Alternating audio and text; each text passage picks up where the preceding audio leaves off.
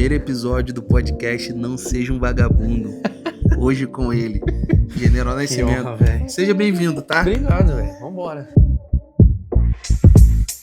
Boy, I want you to be mine. Can I come see you now? Can I lay with you outside? Can I touch your lips with mine? Cause I need you now. Don't wanna leave, I just wanna. E aí, o que tu achou? Vamos pelo começo de tudo. Ah, Você sabe a importância de você estar aqui hoje, né? cara, se fosse o eu de antes, eu ia falar que não. Mas hoje eu posso falar pra você que eu sei. Hoje eu posso falar pra você, não, eu sei, eu entendo a importância disso e da mensagem que a gente tem pra levar pra galera. Exatamente, é o que eu falo. Eu não me aproximo de vagabundo. Cara, deixa eu falar, eu tô perdido. Olha aqui. Tanto Pra faz. onde você quiser, então pô. fechou. Entendeu? Você pode ficar à vontade, Massa. entendeu? Cara, é um prazer ter você aqui, principalmente em poder começar esse projeto, tá ligado? É algo que eu já planejava fazer. Não tenho ainda toda a estrutura que eu queria ter, mas se a gente não começar, a gente não começa nunca. Então, começando pelo começo. Pelo começo. Se apresenta aí, fala quem é o General Nascimento Show. e fala um pouco sobre o começo da tua trajetória. O Cara, que fez você não ser um vagabundo? Tá, vamos lá. Primeiro, cara, eu sou General Nascimento e eu acho que se eu fosse falar de mim antes, eu falaria que eu era um atleta, que eu era um fisiculturista ou um empresário, algo do tipo. Mas hoje eu posso dizer que eu sou filho de Deus. Eu tenho esse chamado para poder levar uma mensagem e hoje eu fico mais tranquilo para poder falar sobre isso, porque isso grita no meu coração. Então hoje eu sou a imagem e semelhança de Cristo, eu quero poder tocar mais pessoas e o que me fez não ser um vagabundo foi justamente entender quem eu era. Tá, então se eu for olhar toda a minha jornada, aí a gente volta um pouquinho, a gente vai falar da questão do atleta. Um ex-atleta de fisiculturismo que entendeu que o jogo era muito mais além da questão do corpo, colocou a mente para funcionar e entendeu que muita gente precisa de uma mensagem relacionada à mente e não só relacionada ao corpo. Isso tocou meu coração de uma forma que eu comecei a entregar isso de uma forma mais intensa, eu acho que mais intencional seria essa palavra. E se eu pegar para olhar hoje, faz muito mais sentido o que eu entrego hoje de mensagem do que o esporte que eu vivi. Pô, foi massa, foi muito louco, foi bacana pra caramba, mas hoje faz muito sentido eu fazer com que as pessoas entendam como é que funciona a mente de um atleta e como elas podem aplicar isso na vida delas. Então, cara, isso, entender quem eu sou, entender o que eu carrego, minha identidade verdadeira, fez eu não ser um vagabundo, cara. Cara, da hora. Eu já te conheço há um bom tempo, né? Vamos Faz dizer. quanto tempo já, mano? Mano, eu acho que vai fazer uns 4 anos. Caraca, já, velho. Mano. E eu posso ser um... Pra quem não sabe, posso... ele é meu padrinho de casamento. Pô, sou padrinho de casamento e eu falo que foi um dos meus primeiros amigos aqui em São Paulo, né? Eu sou um cara que eu sou muito seleto em relação às minhas amizades, porque eu não gosto de me aproximar de quem é vagabundo. Pois é, eu entendeu? sou mesmo. E desde o nosso primeiro contato ali, eu já vi assim, cara, esse cara é sensacional, entendeu? Eu quero estar próximo, porque a real é que a amizade, ela tem que ser pelo interesse. O interesse de o que essa pessoa pode agregar ali comigo. E eu sabia que você era um cara que poderia me agregar de forma... em relação à mentalidade, em relação a como enfrentar os desafios e principalmente por ser uma base de apoio, porque às vezes quando a gente está com alguma dificuldade, a gente não pode desabrafar para qualquer pessoa. Sim. Você sempre foi um cara em que eu pude chegar para conversar e aprender muitas Que coisas, legal. tá ligado? Pô, você não vai me fazer chorar, né, velho? Não, Tipo, mano, que pelo amor de isso. Deus, Ainda cara. não. Não. Esse momento vai acontecer, eu tenho certeza, porque... É porque mesmo... Cara, você falar, eu lembro do nosso primeiro papo lá e eu só queria gravar um vídeo e... Pô, fui trocar ideia com você e você super solícito ali, tipo, não, cara, vamos fazer. E eu lembro que eu, puta, sem grana pra caramba. Eu falei, cara, o cara vai me cobrar mó nota, ele vai me cobra mó miséria. Eu falo, pô, que da hora, eu vou conseguir fazer. A gente gravou aquele primeiro vídeo, o vídeo sumiu e acho que o intuito não era o vídeo, a gente entende isso hoje, o intuito não era aquele vídeo que a gente gravou, o intuito era a nossa amizade. Eu também consigo aprender muito contigo, você me traz muita paz, cara, quando eu converso com você. Você consegue me colocar com o pé no chão de novo e entender a mensagem que eu carrego. Eu acho que é isso, cara. É isso que você me entrega. Você consegue mostrar pra mim uma mensagem que às vezes eu esqueço que eu tenho pra colocar pra fora. Então eu lembro que uma vez você falou, gravando lá, você falou assim, cara, você carrega uma parada muito louca que eu não vou saber explicar, mas com a câmera eu consigo tirar de você. Então a gente precisa se aproximar e fazer isso. E fazer parte desse primeiro projeto, pra mim, cara, é uma honra, porque eu já sei o quanto tempo você quer fazer isso. E o quanto isso é importante pra você, até pelo que você realmente quer colocar pro mundo. Então, cara, eu só tenho que te agradecer, cara. Esse primeiro episódio, cara, não seja um vagabundo, é uma parada que eu já falei pra você que vai dar muito bom, mano. Agora, tipo assim, eu já te conheço o suficiente, né?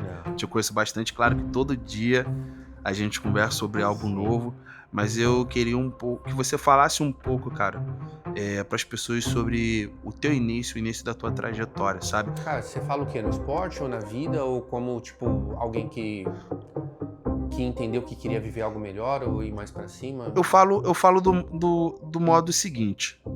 Todo mundo tem um começo. Sim. E hoje as pessoas elas veem o General Nascimento de um jeito. Mas quem foi o General Nascimento lá atrás? Como que começou a tua vida? Quais foram as dificuldades que você passou? E como foi a sua mente durante todo esse período? Pode falar mesmo. Cara, é que assim, você sabe que eu tenho história pra caramba, né? Minha vida... Eu sei que eu tenho essa carinha de bebê aqui e tal, mas assim, cara, eu já tenho 40 anos e eu já vivi muita coisa. Eu acho que esse é um dos pilares que eu carrego comigo, que é sobre os aprendizados que eu tive na minha vida até aqui e o quanto isso impacta pra eu levar, de fato, pra alguém. É dito popularmente aí que você tem... O seu bloqueio tem intimidade com o teu propósito. E muitos dos meus propósitos aconteceram por conta das travas que eu acabei rompendo, das coisas que eu acabei tirando da minha vida. Cara, se eu puder falar de um momento na minha vida que, assim, ele foi um marco, assim, onde separou e onde eu tive que entender que a vida não era esse morango todo mesmo que todo mundo fala, foi quando meu pai saiu de casa e com 15 anos de idade eu tive que entender que eu teria que fazer a minha parte, que se eu não fizesse a minha parte ninguém ia fazer por mim. Quando meu pai saiu de casa eu tinha 15 anos e eu escutei do meu pai uma parada que, cara, eu até um tempo atrás eu lutava para poder ressignificar isso.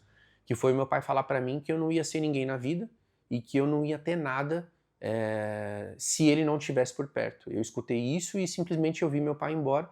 O engraçado é que ali foi que despertou um lance da mentalidade. E aí não me pergunte, porque talvez seja algo que Deus já colocou no meu coração, porque naquele momento, enquanto meu pai falava pra mim, você não vai ter nada na vida, a primeira coisa que eu pensei foi algo lutando contra aquilo, que foi tipo assim, então vamos ver.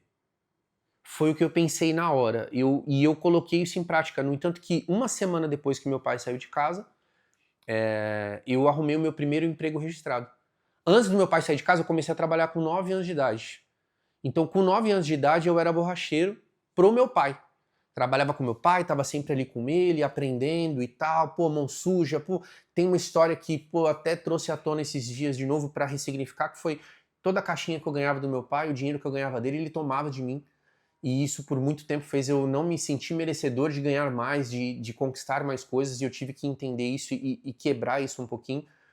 Mas se eu pudesse falar da minha vida como um todo, assim, o início do General, ou Gleidson, na verdade, o Gleidson entendeu que ser homem na vida seria necessário aos 15 anos de idade, quando meu pai saiu de casa e eu percebi que eu teria que fazer um pouco mais do que eu já fazia, até para bater de frente com o que ele falou comigo, e quando eu encontrasse com ele, eu ser o homem que ele falou para mim que eu não seria. Eu achei esse foi um pontapé inicial, cara. Claro que tem muita coisa de lá até aqui, a gente vai destrinchar, mas isso aí foi um marco na minha vida, cara. O início é sempre mais difícil, né, mano? E principalmente quando a gente não tem um suporte de pai, né? Ali ao Senti nosso muita lado. falta, cara. Muita. Como que você preenchia esse lado que faltava? Tipo assim, eu tive um pai, né, que foi muito ausente, mas eu tinha o meu irmão ali como um cara presente, como Sim. uma referência do que era pai, né? Sendo que é aquilo, né? Meu irmão também aprendeu as coisas sozinho, porque meu pai também não tinha esse tempo ali pra poder estar ali ensinando a gente, educando a gente, tendo aquele contato ali de parceria. Como você enfrentou isso? Você tinha alguém ali? O que que isso refletiu hoje na sua vida? Você também por ser pai hoje, como é o teu contato com teu filho? O que isso tudo que aconteceu na tua vida, tipo, interferiu? Eu acho que aí começa o lance da mentalidade. Porque, por exemplo, por muito tempo, o louco é que eu busquei pai em outras pessoas. Eu acabei... E eu gostava de ouvir muito as pessoas me chamarem de filho. Então, pô, eu fui trabalhar numa empresa e por trabalhar bem lá e eu entregar o meu máximo, eu escutava a pessoa falar assim, ô filho, faz isso aqui pra mim. E isso foi preenchendo um pouco. Mas eu também percebi que, por exemplo, a cada passo que eu dava, essas pessoas se esvaíam, elas iam embora e eu não tinha mais a sensação de ter esse pai postiço que eu acabei arrumando e arrumava nas outras pessoas. E eu tive que começar a ter algo na minha mente, na minha cabeça, que me cobrava sobre o fato de eu me tornar aquele pai que eu não tive.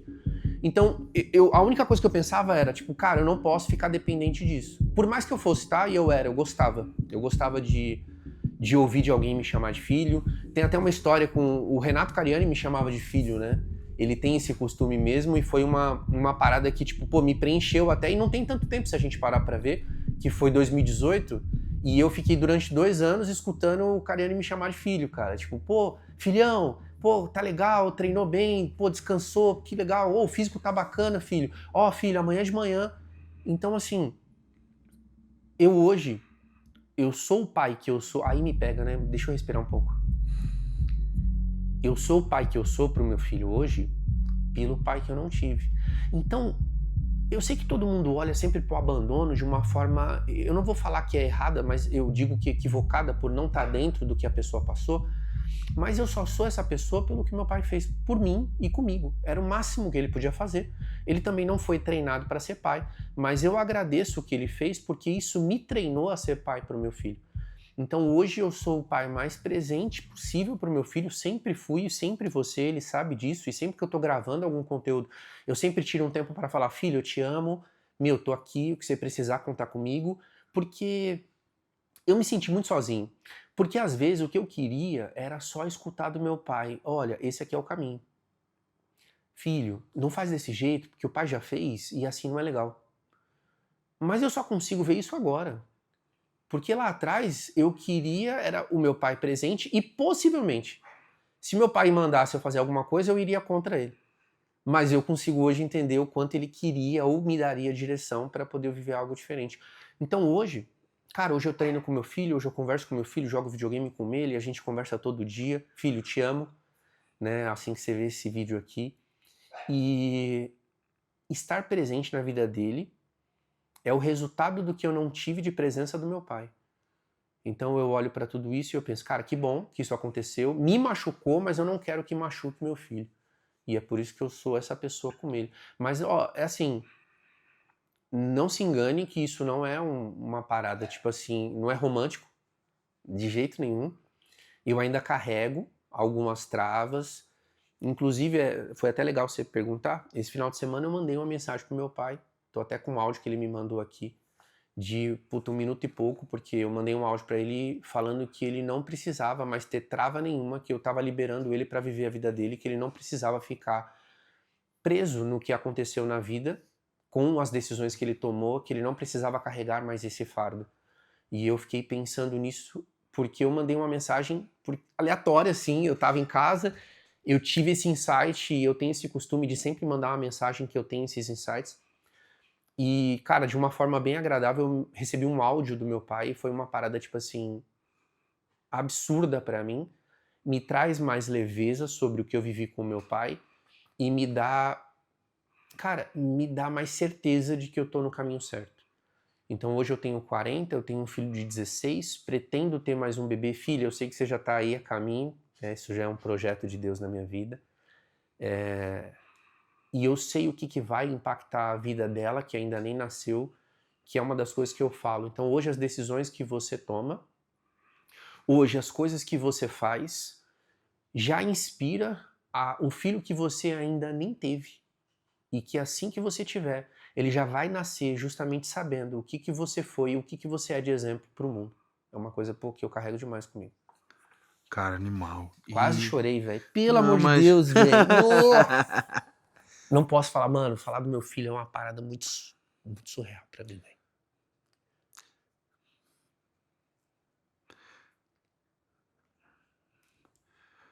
Acho que quando se trata de... Acho que de filho, né, mano? A gente consegue sentir como uma parte nossa, né? Então, é engraçado porque a cada geração, ou os pais vão melhorando ou piorando. E eu sempre falei isso muito com meu pai, né? Que eu não julgo ele por ele não ter sido o melhor pai do mundo. Mas ele foi o melhor no que ele pôde. E o meu avô foi o melhor no que ele pôde, meu bisavô o melhor do que ele pôde. E você hoje poder deixar no seu filho um legado de como é um pai, acho que é o que a gente tem de mais importante. É isso, cara. É só o que eu quero. Você falou sobre momentos do general ali, né? Do Gleidson, que se tornou o Nascimento, que se tornou o general. Teve uma decisão que eu tomei na minha vida em 2016, assim que eu separei do meu primeiro relacionamento. E não... Eu já falei isso outras vezes, eu não me orgulho do relacionamento, da pessoa que eu era nesse relacionamento. Mas teve um momento ali que eu pensei, eu falei, cara, isso aqui não dá pra ser mais assim, eu não vou ser mais desse jeito. Eu preciso ser o exemplo de um homem pro meu filho. E eu acredito que nesse momento que eu pensei nisso, foi que eu falei assim, na boa, eu vou mirar só nisso. E desde então, a única coisa que eu tenho na minha vida como objetivo, e todo mundo fala de propósito e tudo mais, eu acho que propósito é você fazer algo de forma intencional. Todo mundo já teve um irmão mais velho, que a gente apanhava dele, que a gente chegava, mãe, olha, me bateu de propósito. E é isso. Eu acho que o de propósito é fazer de forma intencional. E eu resolvi ser de forma intencional o exemplo pro meu filho. Eu falei, não, peraí. E o que é louco quando você faz isso? É que quando você mira em ser exemplo pro teu filho, de forma intencional, você não tem como ser exemplo para ele se você não for um bom exemplo de homem, se você não for um bom exemplo de pai, se você não for um bom exemplo de amigo, se você não for um bom exemplo de um trabalhador, de um empresário, de um executivo, de um amigo, não tem como. Então, quando eu miro em ser exemplo para o meu filho, eu trago à tona a melhor versão que eu podia ser, não só para ele, mas para o mundo, porque ele vai estar olhando para isso o tempo todo. Ainda mais hoje na internet, eu trabalho com a internet, então tudo que eu venho trazendo e todo o conteúdo que eu trago na internet precisa ser congruente com o que ele sabe da minha vida, com o que ele vê em mim e muito do que eu aplico. Então a congruência ela vem justamente disso, em ser exemplo pro meu filho, cara. Cara, eu vou falar dele, ainda bem que eu dei uma segurada, porque, mano, quase desabei mais aqui, velho, não dá. É porque eu amo demais, velho, quem eu me tornei por causa dele, velho. Muito, muito, muito. Meu filho, no começo foi um desespero saber que eu ia ser pai, porque, mano, eu ganhava R$700 por mês. Vai ser pai, R$700 por mês, 24 anos. Eu olhei para aquilo e falei, mano, Deus, e aí? Que papo é esse de eu ser pai agora? Lembro de ajoelhar atrás de um balcão dentro do mercado que eu trabalhava lá como promotor da Claro e falar, Deus, eu não sei qual que é o plano, mas eu não tenho dinheiro nem para comprar as fraldas e o leite para esse moleque, mano. Só que o ponto é que o fato dele ter me dado meu filho fez eu me tornar homem de verdade. Eu só sou esse cara por causa do meu filho, mano. E eu vou falar isso assim pro resto da vida. Eu só encontrei a mulher que eu tenho hoje por causa de quem eu me tornei para ser pro meu filho o exemplo, cara. Vou te fazer uma pergunta muito importante. Algumas pessoas já estiveram na mesma situação e estão nessa situação. De ser pai, de não ter condições, de poder criar um filho, ou às vezes até de não ter pai, mas de viver numa situação de que não tem condições, né? Financeiras e tudo mais. E eu acredito que foi mais difícil para você crescer já pensando em uma outra boca ali para alimentar, uma pessoa para você ensinar e educar. Então, cara, como é essa virada de chave? O que uma pessoa precisa fazer para crescer na vida? Eu acho que você precisa de... Eu amo essa palavra, intencionalidade. Eu acho que você precisa ser intencional no que você está fazendo. Eu acho que você precisa saber de fato ter clareza do que você quer e onde você deseja chegar. Porque se você não tiver clareza, qualquer caminho serve E o louco é que se qualquer caminho serve, dificilmente você chega a um lugar. Porque você vai estar sempre perdido. Então, na época do meu filho, pra mim, a clareza que eu tinha era, eu não posso deixar faltar nada pra ele. E aí entra uma vírgula que pra mim é importante, que foi o fato da separação da mãe do meu filho. Ali eu tive que ter ainda mais clareza. A clareza de que, tipo, cara, eu já passei por isso, eu não posso deixar meu filho passar. Então, a separação, ela até vem, mas eu não posso deixar o meu filho viver o que eu vivi numa separação. E aí eu paguei o preço. E aí, depois da intencionalidade, vem você pagar o preço pelo que você realmente quer viver. Então, quando isso aconteceu, o preço que eu paguei foi trabalhar durante 2 anos, ganhando R$600 por mês, no Brás, vendendo roupa como atendente, porque R$600 era o valor que eu pagava de pensão do meu filho.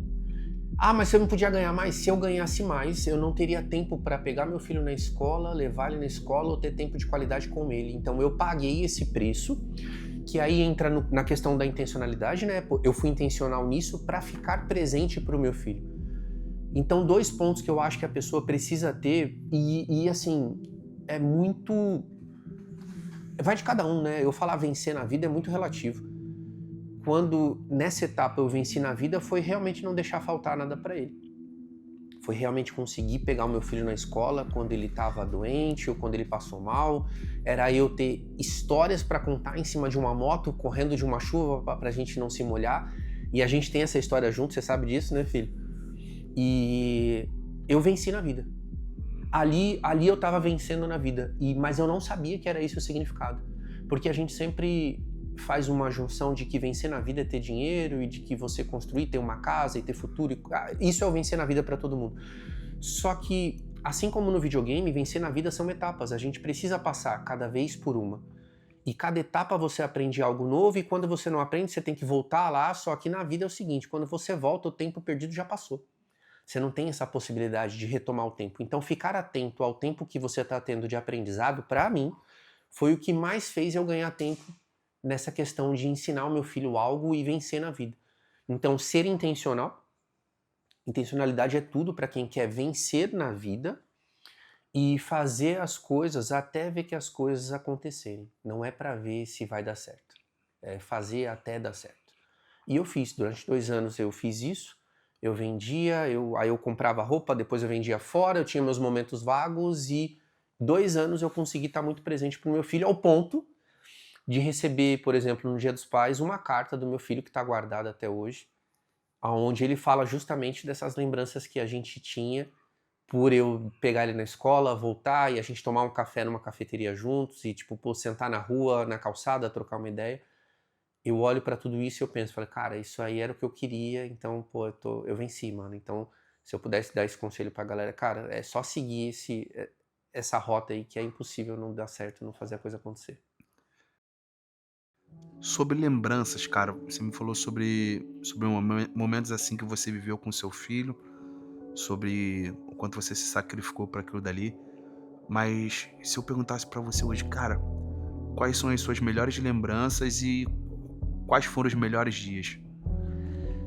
Cara, você quer pegar de que fase? Porque, por exemplo, eu tenho fase de lembrança e veio uma agora, tipo, absurda, que tipo, de moleque, que foi minha primeira bicicleta da minha mãe. Meu pai não queria me dar.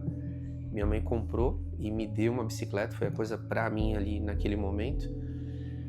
Eu tenho fases da época de campeonato. Cara, meu primeiro campeonato, puta que eu pariu, velho. Dani, minha primeira treinadora, também sempre falo dela.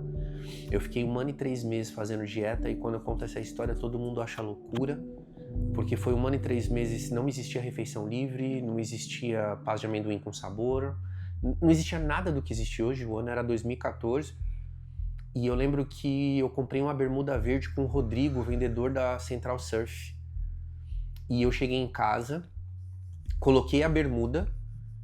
E na hora que eu coloquei a bermuda, eu me olhei no espelho e comecei a chorar.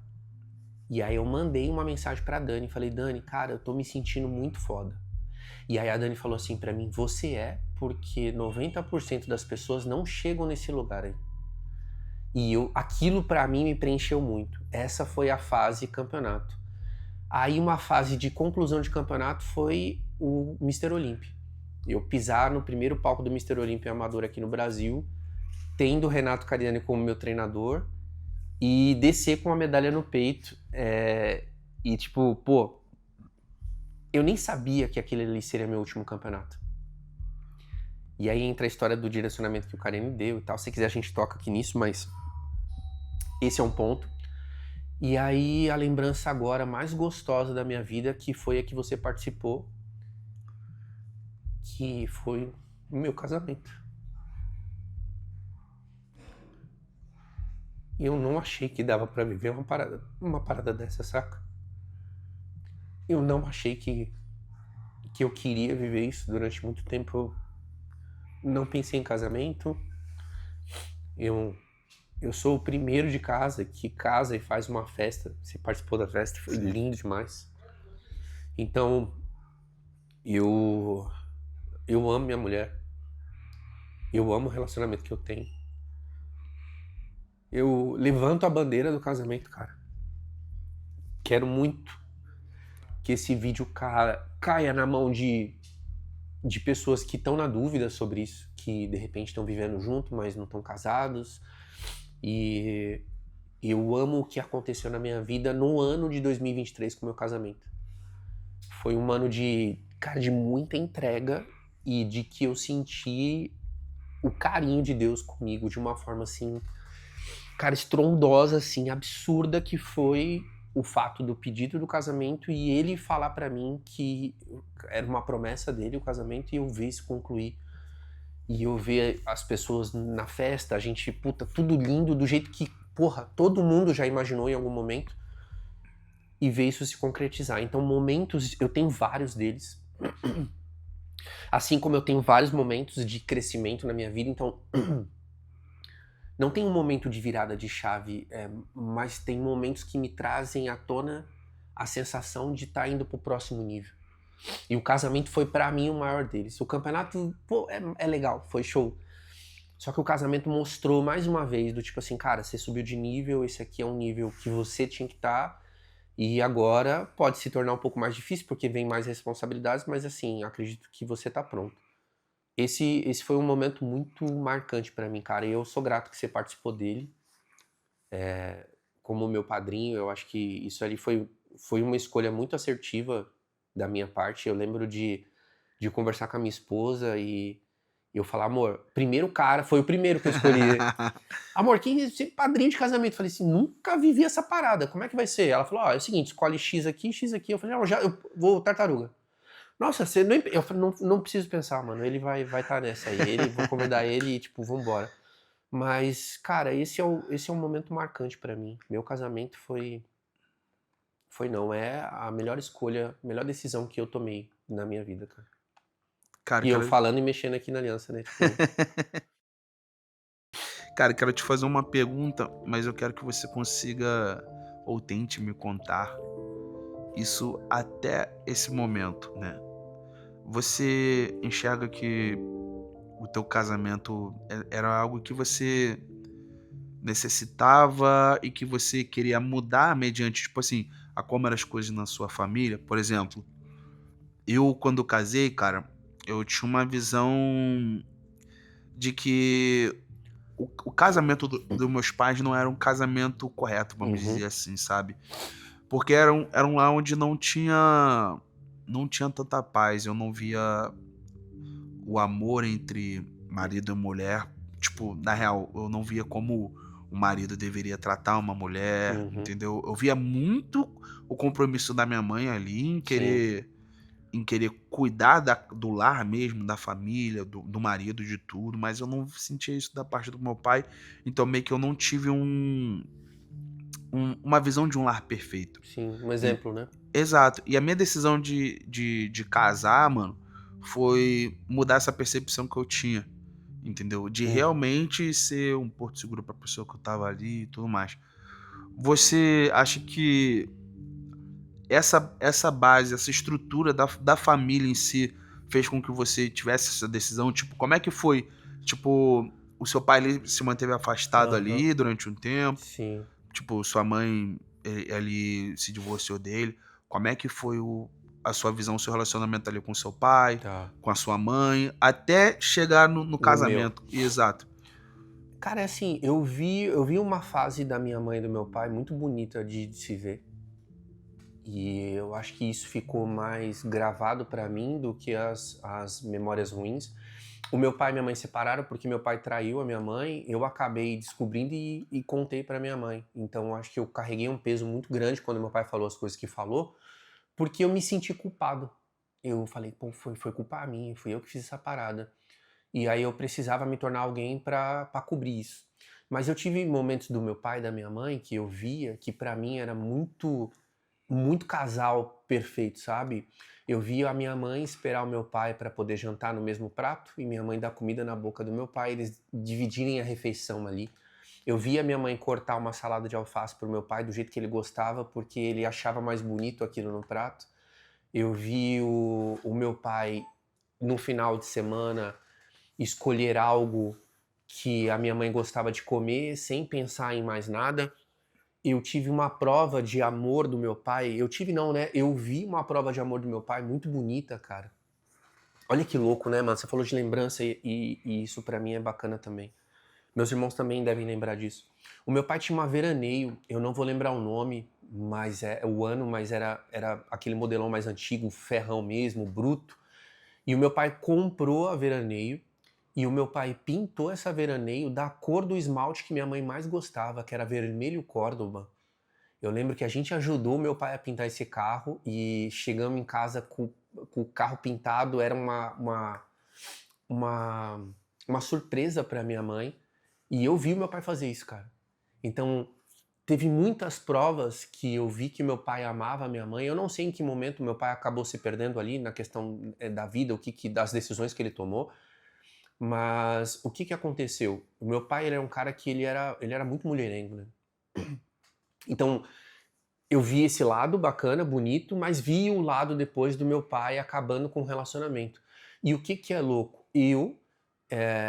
Por repulsa do meu pai, quando ele terminou da minha mãe, eu acabei me tornando o que meu pai era para minha mãe. Então eu comecei a descobrir que, por exemplo, eu tinha muitos conflitos com a minha mãe, muitas discussões com a minha mãe, porque, querendo ou não, ela olhava para mim e me via como meu pai, fazendo as merdas. Cara, como eu falei, não me honro do meu passado, as traições, as coisas que eu fiz. Eu já pedi perdão por isso para as pessoas nas quais eu acabei, né, influenciando e participando disso, fazendo participar disso. Mas quando eu acabei tomando a decisão em 2016 que eu separei, eu percebi que eu precisava ficar sozinho para entender quem eu era. Ali entrou o desenvolvimento pessoal, ali entrou o mergulhar para dentro para colocar para fora algo que realmente valia a pena. Então, durante praticamente, cara, quase 2 anos eu fiquei sozinho, sem relacionamento com ninguém, sem ter conectado com ninguém, sem ter ficado com ninguém, enfim, saído com ninguém, porque eu queria entender quem era o Gleidson, né? Por que o Gleidson fazia o que fazia? E durante esses 2 anos, muita coisa veio à tona e eu fui aprendendo a ressignificar. E aí, junto com a minha disciplina no campeonato, eu sempre fui um cara muito disciplinado, isso foi se tornando mais palpável. Foi quando eu conheci a Natália, minha esposa. E a gente teve um momento muito bacana nosso, do casamento, você sabe, foi dos votos. Quando eu conheci a minha mulher, eu fiz uma lista de todas as merdas que eu já tinha feito na minha vida. As traições, as mentiras, a forma que eu mentia, o que eu fazia. Eu coloquei tudo numa lista e entreguei para ela. E eu falei, olha, é o seguinte, o que tá aqui nesse papel, esse aqui é quem eu era, eu não sou mais esse cara, mas eu preciso que você saiba de tudo isso para que a gente comece um relacionamento de forma certa. E apresentando pra ela, eu falei, agora dá uma olhada, pensa, não sei se faz sentido pra você, né, mas assim, você lendo aí, me dando um ok, eu realmente tô querendo ter algo sério com você, te pedir namoro, e a gente pensar em futuro e tudo mais. Ela leu e, louca da vida, ela aceitou, graças a Deus, e dali a gente tem a nossa jornada de namoro, de noivado, e do que a gente vive hoje. A gente é muito cúmplice um do outro, a gente aprende muito um com o outro. Cara, posso deixar um insight, velho? Pô, com relação ao certeza. relacionamento? Cara, aprendam a conversar, cara. Eu acho que isso falta num relacionamento. E até mais do que isso, aprendam a entrar no relacionamento. Não apenas entrem num relacionamento, queiram entrar no relacionamento.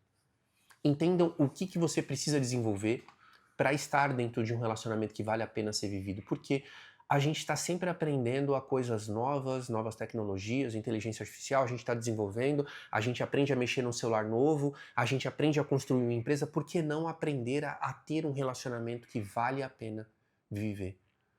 Por que você não se desenvolve para ser um bom marido, uma boa esposa? Eu cheguei a fazer mentorias, imersões, cursos só para ser um bom marido. Como conversar de forma intencional, como conversar de forma assertiva, cara, não deitar brigado, entender tudo isso, mas mais do que entender, aplicar. Porque é bonito eu falar de um relacionamento hoje e falar dessa, chorar aqui e tal, mas assim, existe um lance do que eu aprendi por trás disso. E hoje eu sou justamente esse cara. Eu sou o cara que conseguiu aprender, eu sou o cara que conseguiu aplicar e que colhe os frutos dessa aplicação.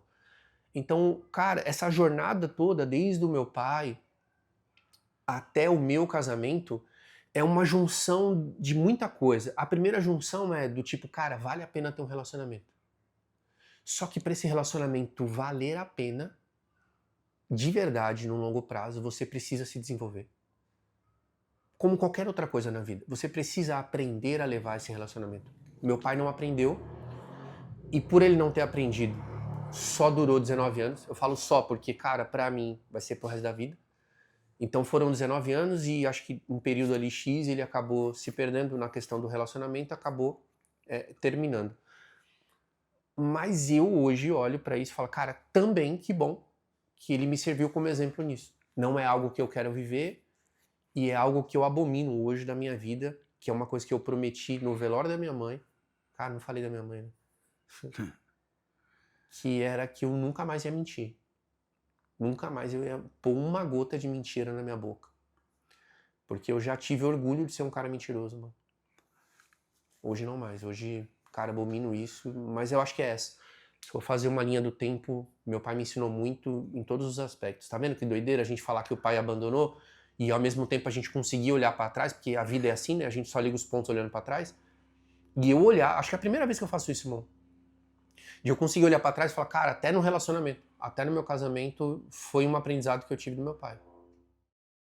Pô, você tocou num ponto muito importante, principalmente ali em relação à sua mãe, as coisas que você disse pra ela ali.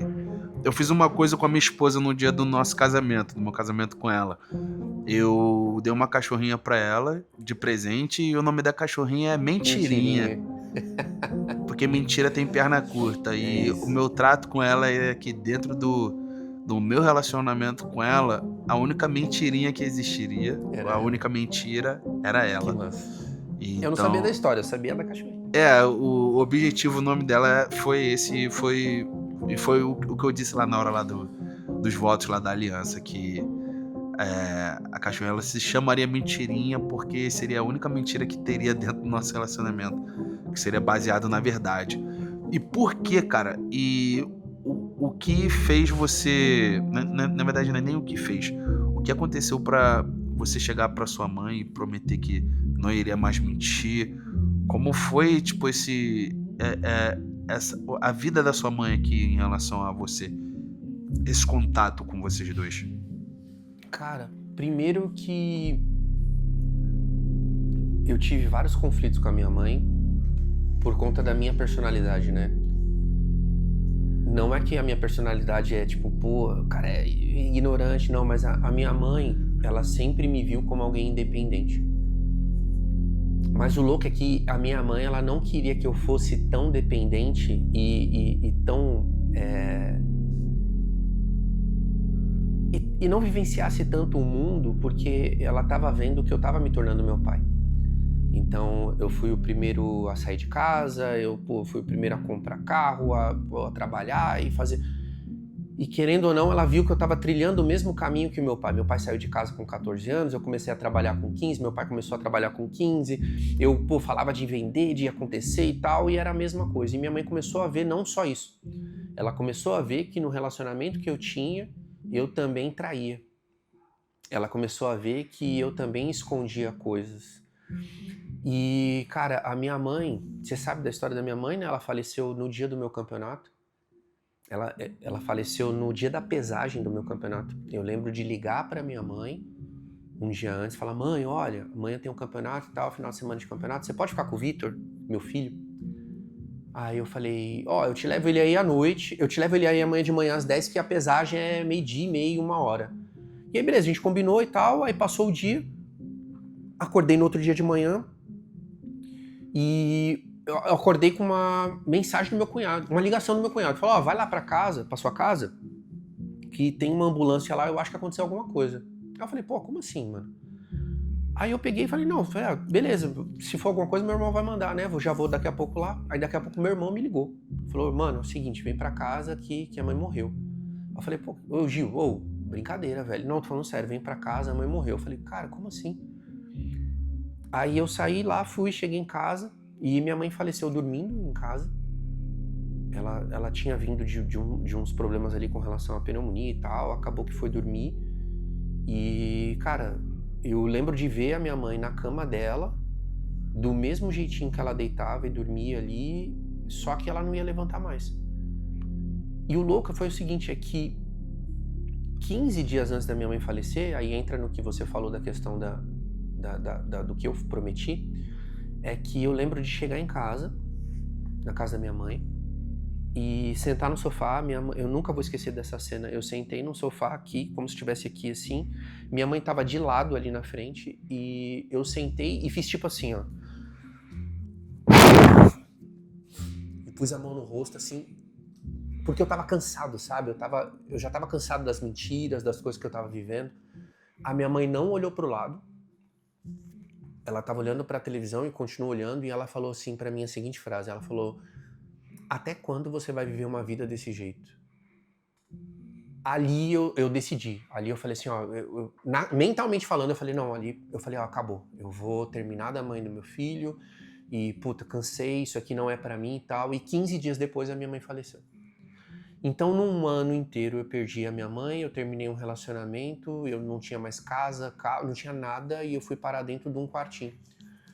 Mas a promessa que eu fiz pra minha mãe foi justamente porque eu não podia mais viver daquele jeito. E pelos conflitos que a gente teve, eu tive muito aprendizado com isso. Eu tive muito aprendizado com as brigas que eu tive com a minha mãe. E eu não queria mais carregar isso comigo. Então, no dia do campeonato, fiz a pesagem e tudo mais. Fui pro velório da minha mãe. A gente fez o velório da minha mãe, era 2h30 da tarde. Então, 2h30 da tarde eu enterrei a minha mãe. Eu lembro de marmitar no velório para ir pra competição. E aí eu fui pro campeonato. Cara, chegou no campeonato, eu não tinha contado nada pra ninguém, porque, puta, eu odeio ser vítima, ou que me vejam como vítima. Então eu acabei não falando nada pra ninguém, só meu treinador na época sabia. E, tipo, tinha uma pessoa, tinha uma galera, puta, tinha a Aida, que, puta, tava comigo e tal. E aí eu lembro de falar, quando eu desci do palco, eu subi, puta, 9º lugar, desci. Quando eu desci, meu mundo desabou, cara. Aí eu comecei a chorar pra caramba e eu via as pessoas vindo e vim falar comigo e tal. E eu não queria falar nada pra ninguém. E o Thiaguinho, cara, ele chegou em mim, ele tinha ganhado o campeonato. Ele falou: irmão, cara, não chora, pô, você pegou uma colocação legal, você vai pro outro campeonato e tal, vai ser massa. E eu: não, cara, não é isso. E eu falei: mano, o que é então? Ele, tipo, gritou comigo assim. Aí eu falei: cara, minha mãe morreu, velho. E falei baixinho, porque eu não queria que ninguém escutasse. Ele falou: mano, você tá de brincadeira? Eu falei: não, mano, minha mãe morreu. Acabei de fazer o velório da minha mãe, cara. Tipo, pô. E aí ele começou a chorar comigo e queria me dar o troféu dele. Ele falou: não, mano, cara, leva esse troféu e tal. Ali, eu entendi que eu tinha perdido minha mãe. E ali eu tinha entendido, e eu cheguei até ali porque eu entendi o que minha mãe fez por mim. Durante todo o tempo que meu pai separou dela, e o que ela tinha que fazer pra, pô, alimentar a gente passou muita dificuldade. A gente ia no mercado toda quarta-feira, 9h30 da noite, pegar resto de comida, velho. Danone vencido. A gente ia pegar, tipo, final de feira. E eu vivi isso com a minha mãe. Minha mãe pegava aquelas... Mano, você sabe aqueles brinquedos de milheiro que você tinha que colocar parafuso e era 50 centavos por milheiro? Minha mãe pegava esses trabalhos pra fazer pra sustentar a gente, velho. E ali, o campeonato... Eu sei, muita gente na época ainda falou, cara, você é louco, você vai competir e sua mãe morreu, pô, que nóia é essa? Mas eu fui treinado pra ser forte. A minha mãe me treinou pra ser forte.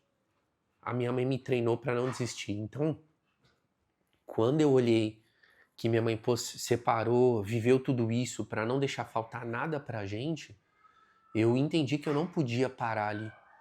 Então eu fui pro campeonato por esse motivo e eu mantive a minha decisão, no entanto que eu separei 15 dias depois e eu vivi o pior ano da minha vida no ano de 2016. Foi tudo junto e hoje eu, cara, me tornei essa pessoa. Eu falo que eu não tive tempo de viver a crise dos 30 anos, todo mundo fala, né? Tipo, a crise a crise dos 30. Eu tava fazendo merda aos 30 anos, velho. Eu fui...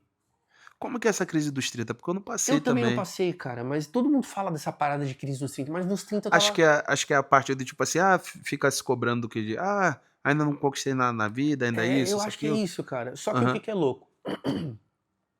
Na crise dos 30 eu tava fazendo merda. Só que nos 40 caiu uma ficha. Quando eu fiz 40 anos de idade, eu até gravei um vídeo pro TikTok falando que ali eu entendi que, tipo, não existia mais tempo a perder. Mas mais do que não existir tempo a perder, eu tinha entendido por que eu não estava onde eu desejava estar.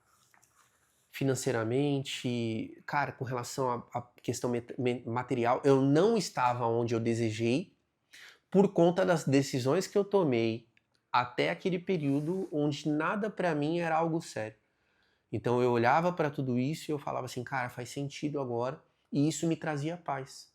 Então eu não tive a dos 30 e a dos 40, eu tive entendimento. Eu tive discernimento sobre as decisões que eu tomei e o porquê que eu ainda não estava vivendo o que eu desejava viver. Então se eu olhar para o contexto dos momentos que eu tive com a minha mãe e que o que faz sentido para mim hoje é justamente isso. Hoje é dar orgulho para minha mãe. Eu sei que de alguma forma ela sabe, ela tem entendimento sobre o que eu tô fazendo. Cara, não falta muito assim pra eu poder encontrar com ela, então eu quero poder encontrar e escutar dela, tipo, pô, filho, eu tava vendo essa parada, mano, você mandou bem. Você conseguiu reverter isso aqui. Então, assim, eu tive vários momentos com a minha mãe, mas eu fico só com os melhores, mano. Tem uma parada que é muito louca, né? Eu nunca falei, mas assim, eu não tenho uma foto com a minha mãe atual, sabe?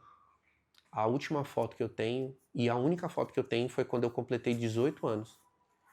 Porque a gente comemorava aniversário junto.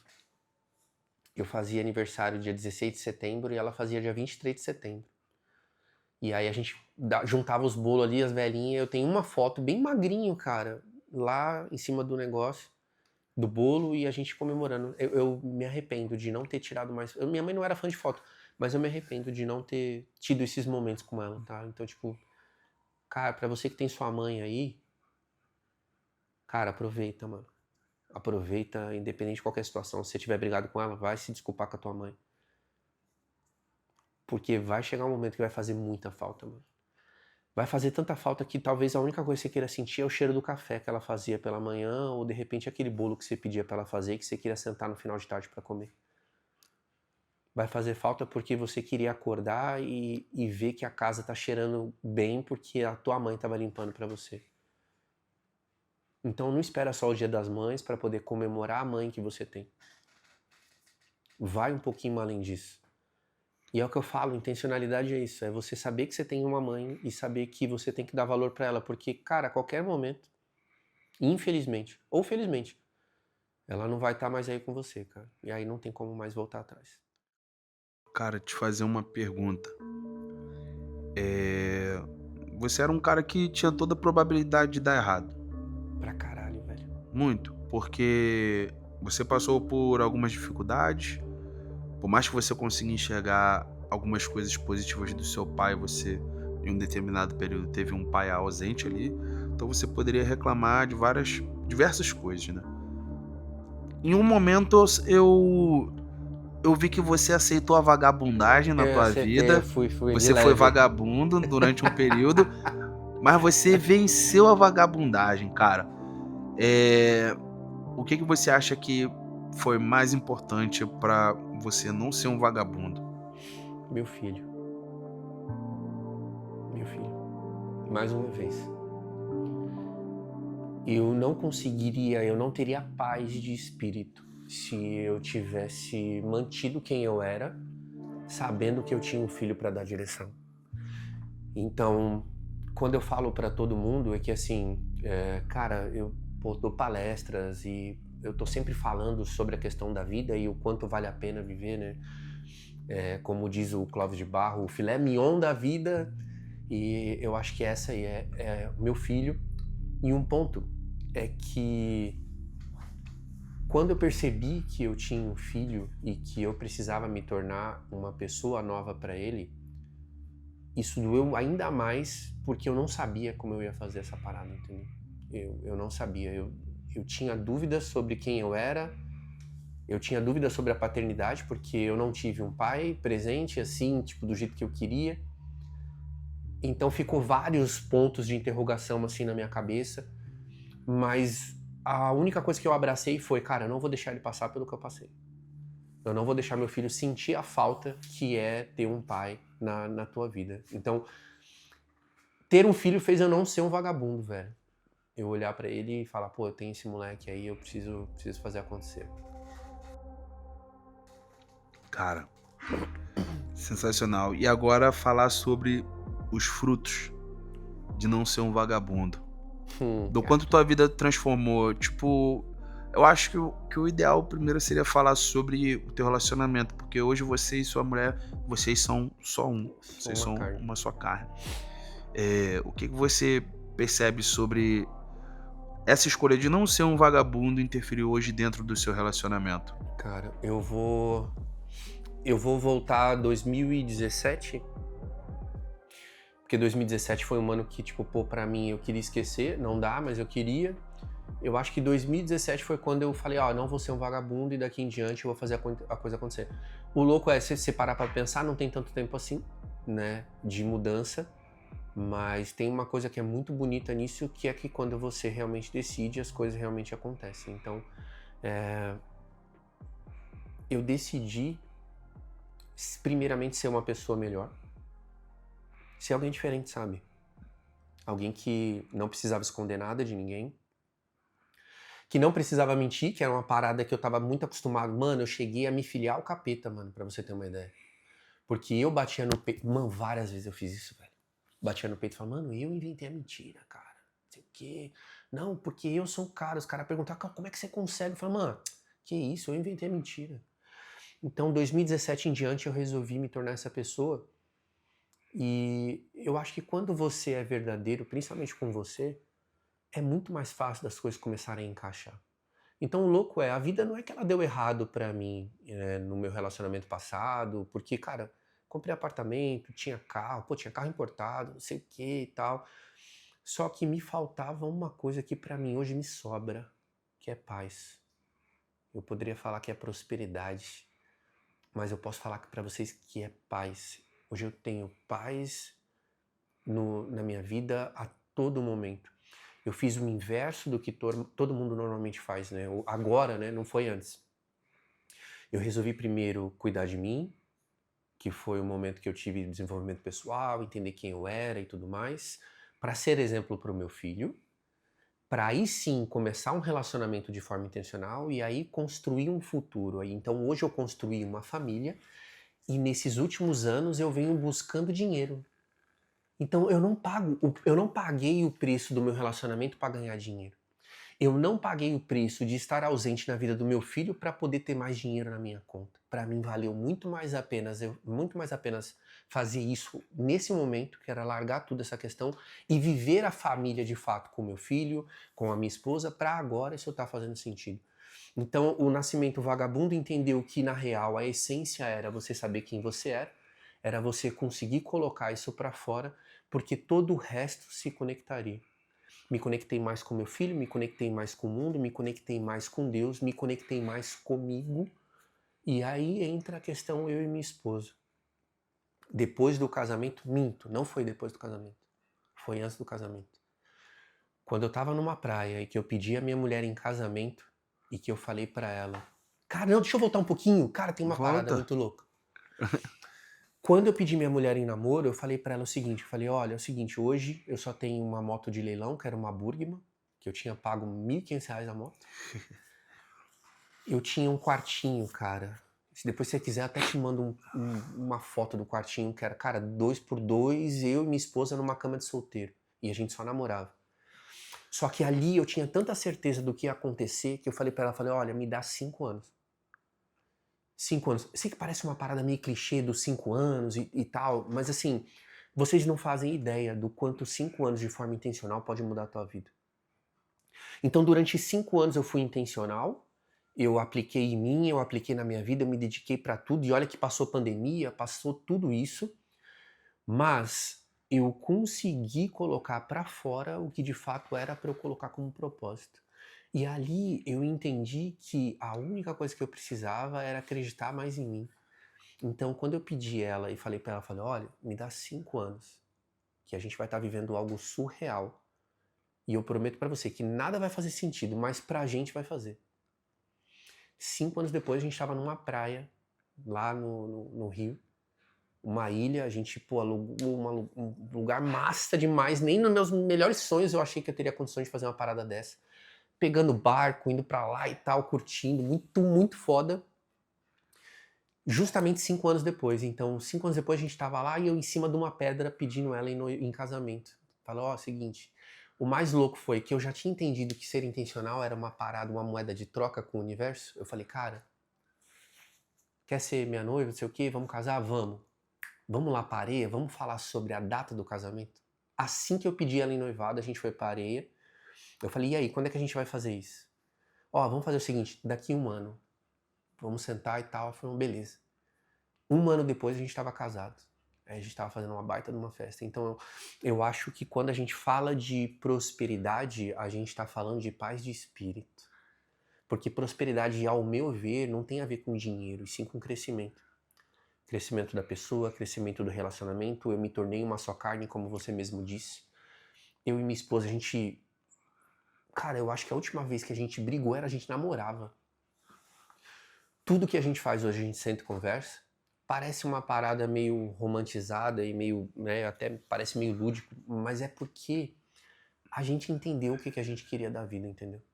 A gente conseguiu olhar pra tudo isso. Então, hoje a gente tá vivendo umas paradas assim que eu só desejo mais. E eu desejo que todo mundo que queira viver isso, viva, desde que seja verdadeiro. Se for verdadeiro, não tem como não viver, não. Você tá vivendo a mesma porra, velho. É. Então, assim, é isso. É ser de verdadeiro pra poder o mundo, Deus, te entregar o que você realmente precisa. Porque o resto, cara, é só consequência. Cara, animal. Eu ia te fazer mais uma pergunta, mas eu queria fazer depois um outro episódio com você. Porque senão a gente Eu vai topo. ter um podcast Quanto tempo a muito gente tá aqui grande. já? A gente vai fazer 1 hora, pô. Caraca, já. 1 hora de troca de ideia, entendeu? Mas eu quero deixar aqui um gatilho pro próximo episódio. Au! Ai. Próximo episódio vai ser quando a gente vai falar sobre como ser um milionário. Por mais que você ainda não tenha 1 milhão na conta, é sobre já ser, Eu antes de sinto o ter. cheiro, cara. Exato. Eu sinto o cheiro, velho. E eu quero que no próximo episódio você volte para falar sobre empreendedorismo. Show. Como deve ser a cabeça de um cara que quer empreender, vencer a vagabundagem e realmente Show. ter resultado no financeiro, mentalidade. E até tudo. pra ficar um insight, né? Porque o empreendedorismo, ele sempre esteve comigo, mas ele se tornou algo enraizado mesmo com o insight do Cariani, cara. Exato. Aquilo ali foi, tipo assim, uma virada de chave absurda, mas a gente conta no próximo episódio tudo e como aquilo fez de 2018 a 2025, que, né, tem esse ano ainda pra terminar. Muita coisa aconteceu na minha vida, pô, Estados Unidos, empresários e tudo mais, então, tipo, pô, isso é animal. Mas fica aí, esse spoilerzinho. É isso. E só pra vocês saberem, eu acabei de ganhar esse quadro dele, tá? É verdade. Acabei de ganhar. E vai pra minha casa, vai pro meu escritório, porque isso aqui faz parte do que eu tenho como objetivo.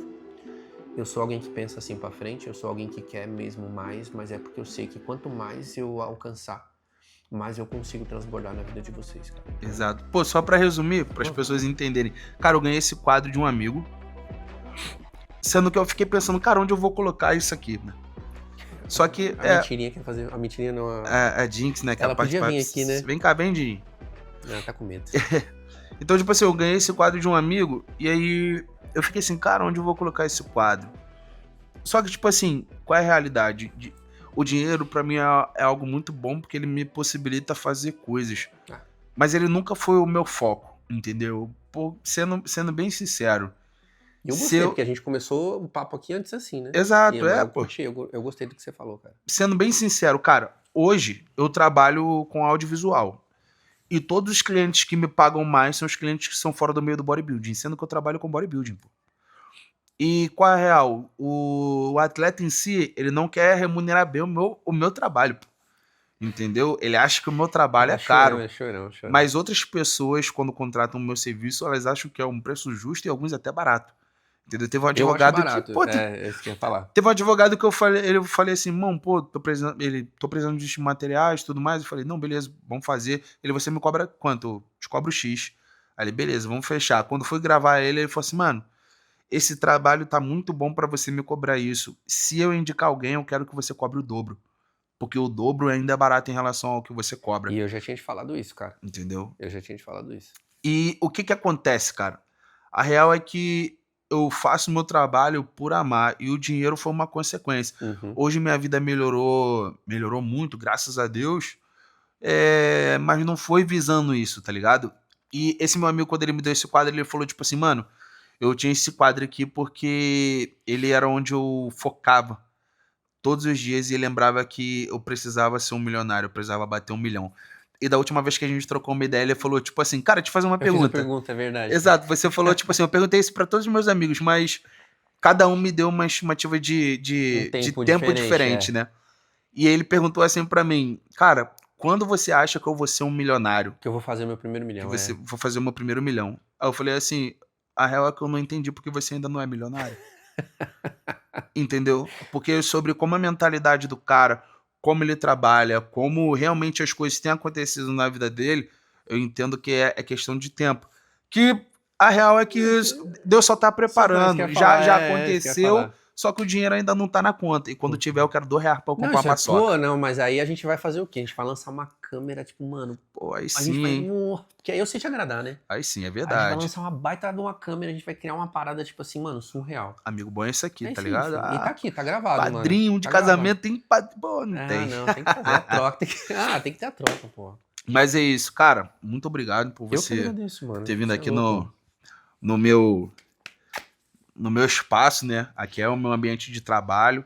E eu me sinto lisonjeado, cara. Você sabe disso. Pô, mano, eu tô mano, muito feliz em você ser o primeiro. Na verdade, você deveria ser o primeiro.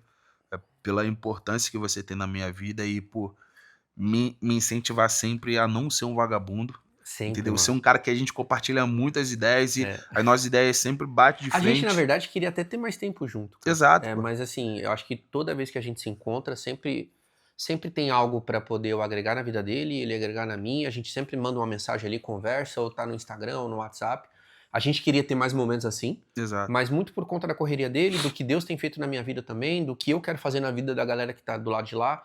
E demanda um pouco mais de entrega, mas a gente não deixa de ter qualquer momento que seja, desde um áudio, uma mensagem, ou até um meme, que a gente curte pra caramba, né? Uma zoeira, no Instagram, pra poder estar perto. Isso é o que a gente gosta de fazer, cara. Então eu me sinto muito honrado.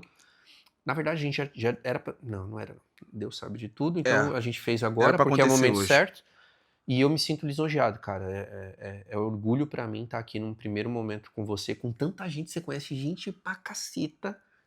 E você fala, não, vem você, sim, mano. Não, é aquilo. Eu valorizo aqueles que estiveram comigo no começo, no início, os que mais acreditaram. Foi uma das primeiras pessoas a pagar um vídeo meu, só pra vocês saberem, tá? Foi uma das primeiras pessoas a acreditar em mim, a incentivar realmente o meu trabalho. E a gente gravou podcast junto também, né, velho? Sim, pô, a gente gravou podcast junto lá também, lá na... Mas mano, você foi uma das primeiras pessoas que, tipo assim, falou, pô, mano, quando você cobra assim um vídeo? Eu falei, mano, Puxa, eu lembro Quanto disso. fica bom pra E eu lembro você, que eu falei, tá mano, ligado? que é isso, vamos gravar, eu acho que é o momento, mas é o que eu falo, cara. Deus usou disso, do seu trabalho e do que eu faço, mais pra conectar a gente sobre como a gente pode levar isso pra outras pessoas, do que de fato pra poder a gente construir algo que seria só meu ali. Uhum. Então hoje você tem essa ferramenta aqui, pô, que hoje o planeta Terra inteiro tem pra poder levar a mensagem, mas tem algo no teu coração diferente, irmão. Você consegue colocar através da câmera, através da lente de uma filmagem, de um vídeo, a alma das pessoas naquilo. A forma como você leva, a conversa que você tem é muito mais profunda do que somente uma gravação. E isso eu não falo só por mim, até por conta de alunas minhas, que você já fez depoimento, e você conseguir fazer com que ela coloque pra fora ali a essência do que ela tem de verdadeiro. Então eu acho que o teu trabalho ele vai muito além, cara. Filmar qualquer um filme. Agora, tirar a alma da pessoa e colocar a vista pro mundo é contigo. Né? Estar conectado. É, Eu acho é que contigo, isso é a parte principal.